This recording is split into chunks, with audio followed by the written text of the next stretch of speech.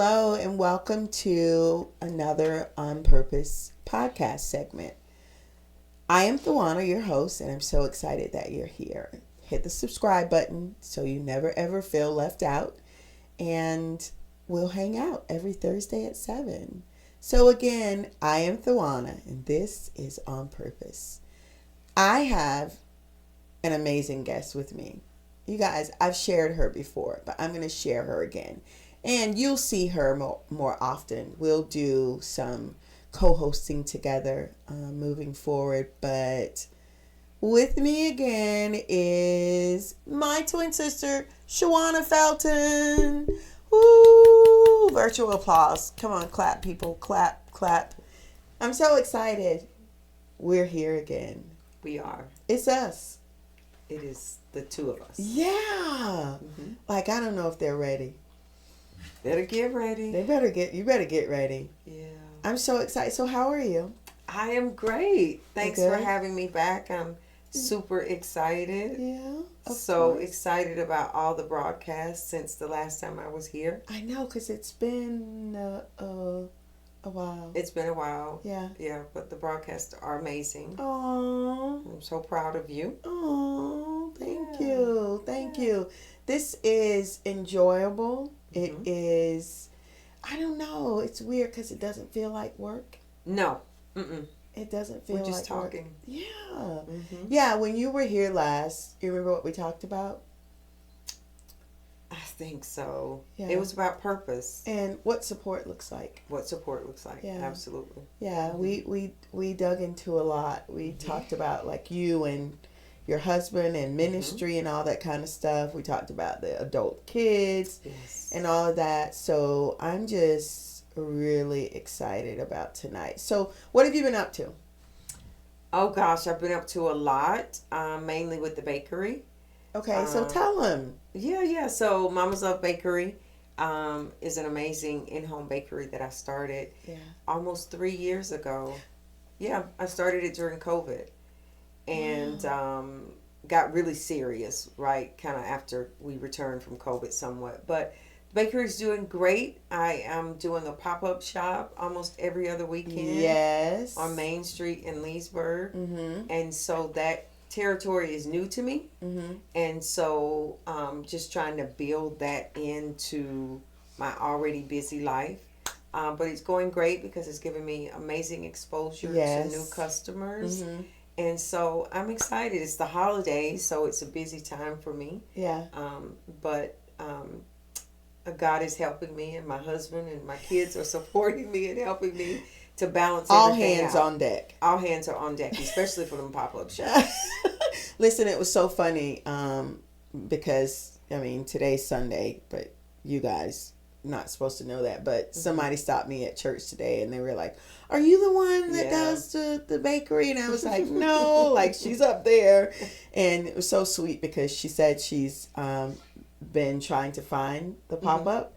And she said one day she walked up and down Main Street and I felt so bad for her. I was like, no. I was like, we'll make sure to tell you where it is. But yeah, so most people, like, sometimes they just kind of, not quite sure where it is or whatever. But yeah, so you're staying pretty busy at work because it's that time of the year where work you're is busy. doing Trying to make sure our children and families in our system of care are taken care of for the holidays, just like any other family. We want it to be special for them. Yeah. So it's a lot of lifting turkeys and lifting toys and counting toys and delivering toys. And so it's always a very fun time of the year that we enjoy. But it's work.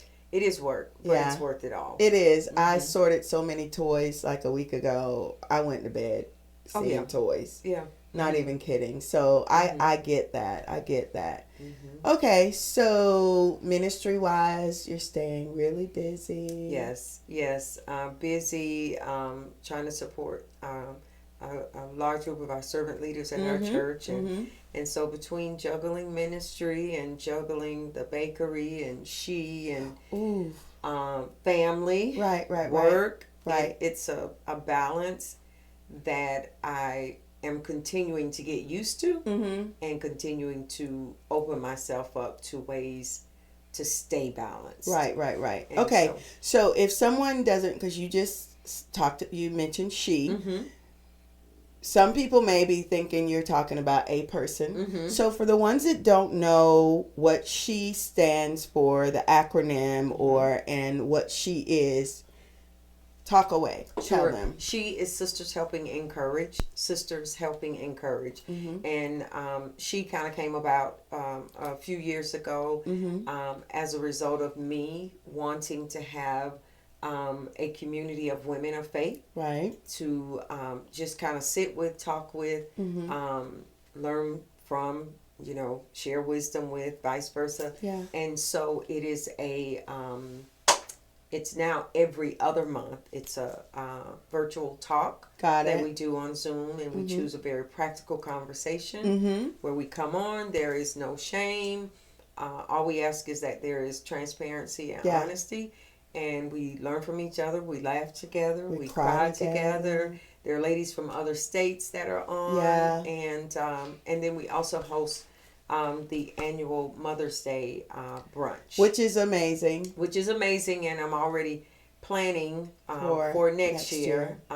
So it is growing, but it's an amazing opportunity for a community of women that just kind of want to come together and support each other. And I love that it is a no judgment zone. No judgment. I love that, even though it's a Zoom, because I think when you started out, were they lives?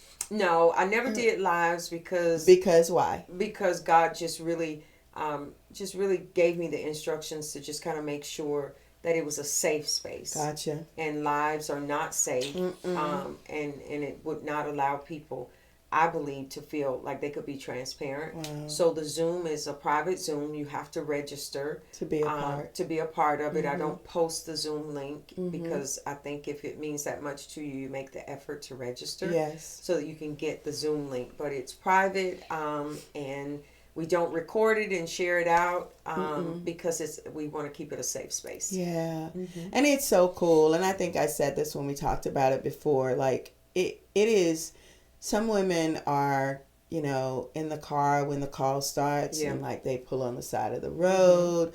Like, whatever you need to do to fall in that Zoom door to get that support. Like, I promise you, it's life-changing, and you'll always want to be a part of them. Exactly. So thank you for that ministry that has been a blessing to so many, not just here locally, but like you said, you have ladies on there from other states, some that you never even met personally, but they have heard about the ministry. So thank you. Yes. So now you guys know what she is. So if you are a she and you want to be a part of she, then make sure you find Shawana Felton. She's connected to my page, and you can find her easily. But yeah, so I'm excited about our conversation today. I am too. Let's get in it. I'm excited about the topic of understanding and knowing those that have access to you. Yeah. So the question is, who has access to you? Right. And when that came to me for us, because I saved it for us, I was like, wow, this is going to be a great conversation with Shawana, because everyone doesn't need access to you. Absolutely. But there are some people that do. And now it's funny because I did a podcast not long ago with your husband, and we talked about when you are your authentic self, you get to be to people what they need you to be. Who you are and what you have, if you're authentic to yourself, when those people that need something from you are in your presence, they can get it. Absolutely. But when you are not being your authentic self, people don't get what they need. Absolutely. And so when we talk about people having access to us, the wrong people having access to you can drain you. Absolutely. The right people having access to you can be life-changing. Right. Exactly. Okay, so talk about that just a tiny bit. What does it look like when the right people have access to you? That's a great question. I think what that looks like is you have an understanding of why they need access to you. Okay. Right? And I think that's important because it helps you to be purposeful in that person's life. Wow. And your access to my life may be different from another person's access to my life. But if you're drawing from me, it's my responsibility to know what you need from me. Right? And the reason is that can change. Life happens and it changes. It does. And when it changes, if you understood your assignment in that person's life or the person's need for access to your life, things don't go sour when that shift happens. Because sometimes we tend to think that people are in our lives for a lifetime. And sometimes God sends them into your life to get what they need from you for that season. And then that level of relationship may change. But the people shouldn't change. Right. The people shouldn't change. Okay. And that's why when we try to support people like we do through She or through whatever, coaching people or mentoring people, you can't get too attached to people. Yeah. Because when you get really attached to people and their season is up, then what tends to happen is there seems to be like a breaking of fellowship that causes a little bit of a challenge in that separation when it was intended for a season. And if everybody's mature and understand what that season is and what that need is, when God sends you a different direction, you don't, it's not a matter of, it's a relationship that went bad, if that makes sense. And it's confusing, and you don't quite really know how to manage from there. But I think what's important is that when you understand why a person is in your life, I think we understand it when we pray about it and when we ask God, okay, God, what is it that this person needs from me? Because all the time, like, we don't know right off, but if somebody just appears in your life and it's just, there was not an initial conversation of their connection with you, I think we should all pray on a regular basis about who's in our life and why. Absolutely. Because when you think about access, Tawana, access, you think about it like a key, right? Yes. If I take a key to open a door, once I access that door, it gives me access to whatever's behind it. Full. I call that the intimacy zone. Wow. That's the intimacy zone. Everybody doesn't need that level of access. Access may be, I'm here to support you. You find yourself, having a situation during the day or whenever, and you just want to call and text, say, hey, I want to pray for you, right? But then does it mean that I take on, right, that person from an emotional perspective, that it really was not what the assignment or the intended mode of operation with that person? And so that's when sometimes we tend to enable people because we're needy, right? Let's not forget that when you are that person for people, you got to make sure you're not needy. Yeah, some people need to be needed. Yeah, because if you need to be needed, you're going to view everyone that comes in your life as someone that needs access to you, and that's not always the case. Right. That's not in a one way that you can know that they are not the right people to have access to you is when you find yourself only feeling their support and only feeling them when what you do, they benefit from it. Wow.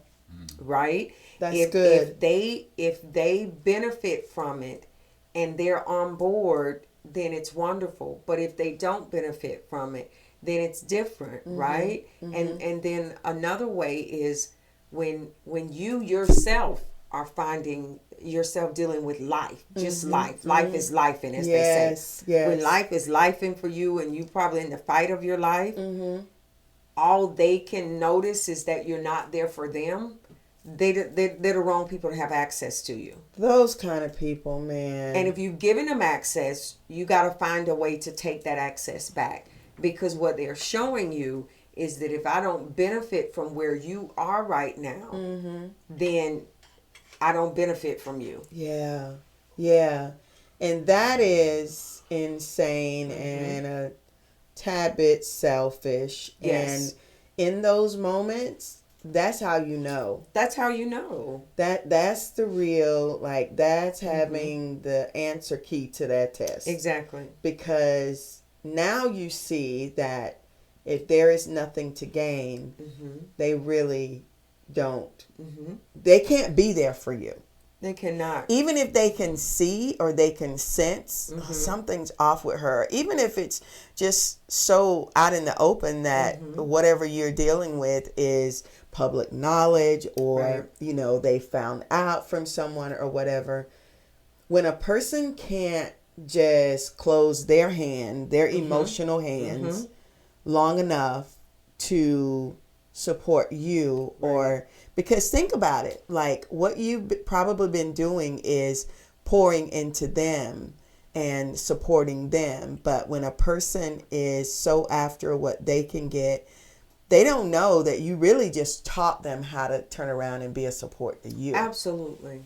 Absolutely. And when they don't possess that, let me tell you something, that is draining because you are taking your last breath. I don't mean that physically or whatever, but I'm saying like something is draining you. They know it because you're not very present. You're probably not, you know, responding a lot. But even when they can see, wow, something's off with Shawana, there is nothing about a greedy person that would say, you know what, just let me send a text and say, how are you? Exactly. You know what I'm saying? Because that's probably what you've been giving them for weeks, months, however long. I don't know. But you got to watch that because that's not healthy. It's not healthy. And you're not always in a relationship for it to be 50-50. All relationships, do you agree? They won't always be 50-50. I completely agree. There are some people I'm assigned to their lives. Yeah. I'm assigned to help them. It may not have anything to do with a return for me. And when you understand that, you don't get into these false expectations. Yes. Right. Them things hurt too. That's a rabbit hole. Those things hurt. They hurt. Let me tell you, they hurt. They come with rejection. Yes. They come with just feeling devalued. You know, so you have to understand it's not. I'm here for them. If I benefit in any way, wonderful. Right. But if I don't, this is the assignment is about them. Yeah. Yeah. You know. Oh my goodness. And weird enough, I don't know if that ever happens to you, but there are moments that God will use you to support them and to help them in a way that you need the same yourself, right? Yeah. And you'll walk away from those moments and you're just like, oh my God, why didn't you give me that revelation when I was in that spot? Yeah. And I think those are clear signs when you are on assignment and you are in purpose for another person, because he will give you that flow of revelation and wisdom that you need yourself. Yeah. But he didn't give it to you when you needed it. He gave it to you for somebody else. That's how you know they're supposed to have access to you. Wow. Wow. So talk about and we pretty much have the same circle. Although, even though we're twins, we do have our relationships with our circle may look different for me and you. And that is not anything other than just the way things fall. But talk a little bit about when the access comes with such an emotional, you know how I used to, when I worked in the prison system, one of my captains used to say, not to me, but to other people, like, you weigh too much. Yeah. That he was talking about emotionally, just like you weigh too much. So how do you know when you've given access to someone, Shawana, and they weigh too much, and what you are endeavoring to pour into them, it just is, you don't see that. Are you supposed to see the change? Are you supposed to see that they hear what you're saying and they're applying it to their life. Are you supposed to see it or not? But what does it look like when a person just weighs too much, and how have you had to manage that? Right. I think we should know a tree by the fruit that it bears. My God. Right? And in the beginning, yes, if God sends that person into your life for you to minister to them, that's a measure of carrying them. That's a measure of being there for them that can feel weighty, right? But there's a difference between it being weighty and it being dead weight. Gotcha. Right? Okay. It's the dead weight that you want to be concerned about. And this is how I am with mentoring and pouring. I feel like at some point, right, you should start to produce from that has been poured into you. At some point. At some point. And when it seems as though there's this unwillingness to grow in that capacity, then I got to start pulling back the access, right? Because it just means that you're enjoying the ride, but you don't ever intend to drive. Right. Oh.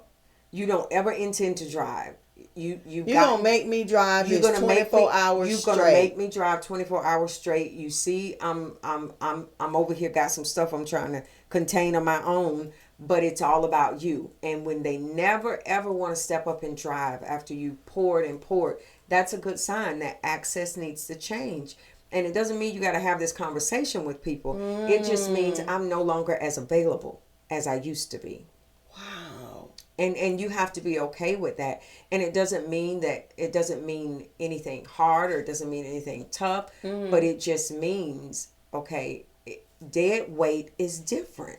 It's different. Dead weight is different. When something goes limp, like, I used to teach driving classes, and they would tell us that, teach us that once a person goes to sleep, right, their dead weight when they're driving will then cause the gas to be pressed harder than if they were awake. Yeah. That's dead weight. That's what dead weight does. So sometimes we tend to just keep trying to carry people because we don't have the capacity to really help people. And that's one thing you have to be careful about with mentoring and with coaching people. If you don't have the capacity to match what they need, right, then what you do is you set yourself up for frustration and you set them up for failure. Right. And it's not fair. It's not fair to either side. Right. So you have to be discernful when you enter into these levels of relationships where you're giving access. Because if you don't have the capacity to have the tough conversations, I always tell people, I don't like confrontation. But because I don't like confrontation, I've learned to not be afraid of tough conversations. Because it's typically the tough conversations before the confrontation. It's now or later. Yeah. It's inevitable. It's inevitable. So let me do it on my terms. Yeah. And as uncomfortable as it is, let me just go ahead and have this conversation. Right. And so that's what you have to be able to do with people. If you don't have the capacity to do that, right, then you will find yourself drained, somewhere side the road, right? And all they will recognize is that, oh, I called you and you don't call me back no more. That's it. Like, at some point, there's got to be some fruit. I can't keep giving you what I gave you 10 years ago. Yeah. If you've gotten it consistently, you should be shifting, and you should be a duplication of me by now. It's somebody else's turn, and you should really be... You should be the giver now. Yes. You should be the giver. And so that's how you know... but it is, again, it's not for everybody. Everybody does not need access to you. It doesn't matter what they say and what they feel. You should be discernful enough to know, is this my assignment? Am I called to this person? And if I'm not called to this person, then who is? Wow. And maybe you can give them some tools to get them off and running, but don't feel like everybody's your person. Everybody is not your person. They're not. I don't care what they come to you and say. They're not your person. And you can't be trying to save nobody. You cannot. Certainly when you don't, and what you said was that word so powerful, capacity. Capacity. If you think about what capacity means, that means if you want to say, okay, this container, this plastic storage bin has a capacity to store all of my Christmas trees, but you getting hooked up with a friend. She need to store her Easter decoration, her summer decor, her fall decor, her Christmas decor.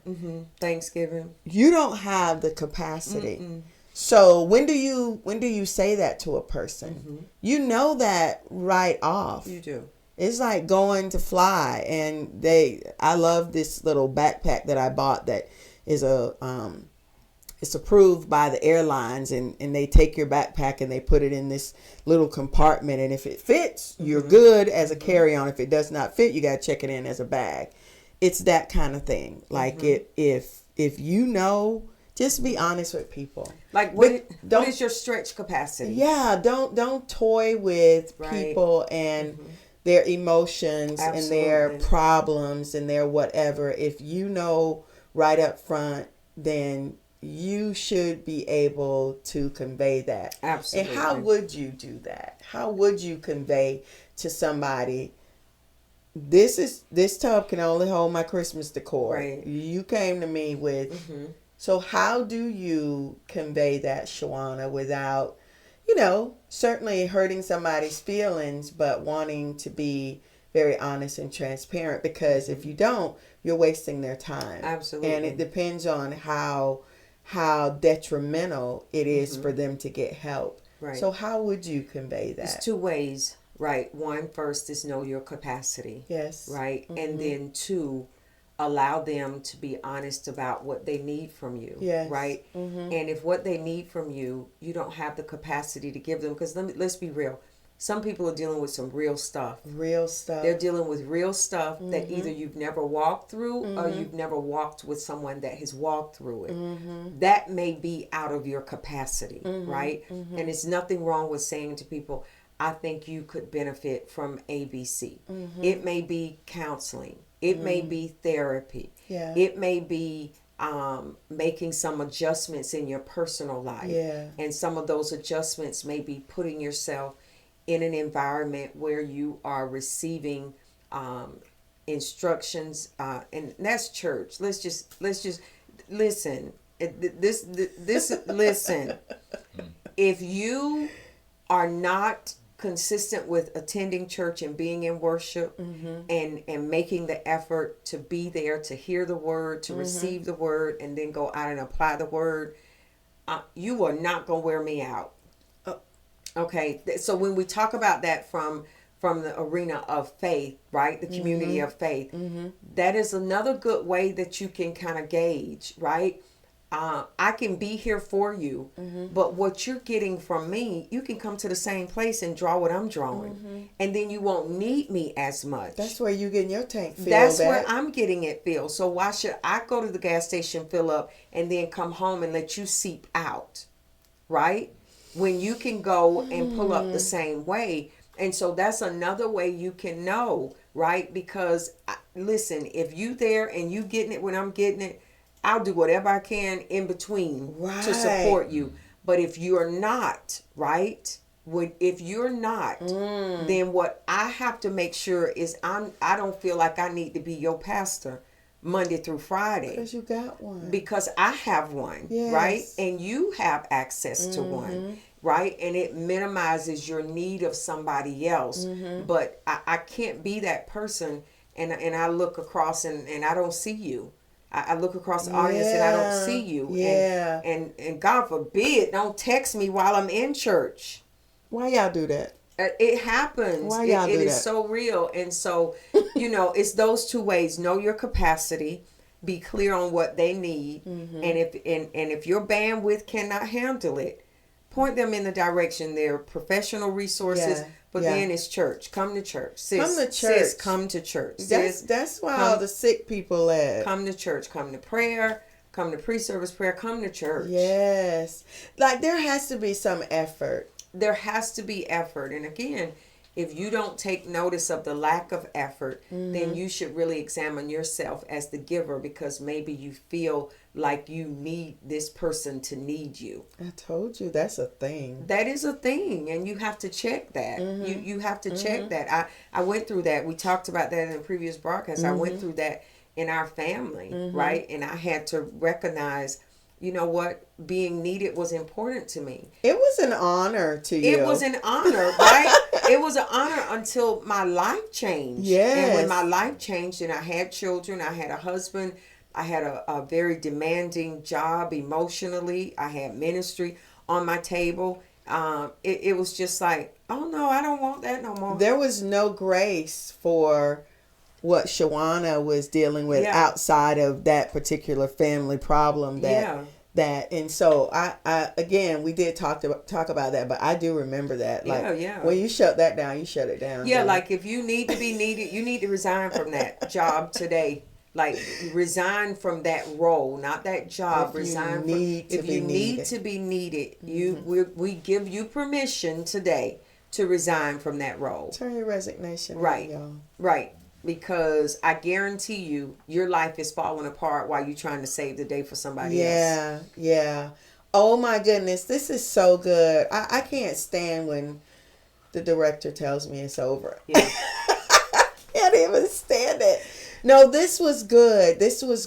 I think I hope that it will help people to understand, one, how you go to people when you need something, and also how you stand in that moment when a person is trying to help you. Be aware of that they're human. They have a family, they have a job, they have all these things. So please just be mindful of that. There is, and we'll talk about it another time, but there has been some amazing success stories from people that have just kind of, needed a little support, and they came and they drank that water and swallowed, and they went off, because you can drink the water and never swallow it. Right. And you're no different than you were when you came to the trough. And so I think we just have to understand that, one, we can't change people. People have to want to change. Absolutely. And people have to, they have to try. And if you're not willing to try, you shouldn't expect anybody else to be your 24/7 driver. Walgreens. Nobody got time for that. Exactly. Yeah. Oh my goodness, this was good. This was good. Okay, so I think we've said enough to you guys where you get it. You know how to move, whether you are the giver or the taker. But stop being a taker. Absolutely. Learn to have a desire to know what it feels like to be a giver. Absolutely. To be a giver. Absolutely. Okay, this was amazing. This is my twin sister, Shawana. As always, it's a joy to have you. Yes. It's like we're sitting on the couch talking. That's what it feels like. Just missing a cup of coffee. I know, the time clock stinks, but it's fine. It's fine. Thank you for joining On Purpose. This is our Fun On Purpose podcast where we talk about purposeful things. And so remember to subscribe so you never ever miss. And I am Thawana, your host, and this is On Purpose. So remember, whatever you do it on purpose.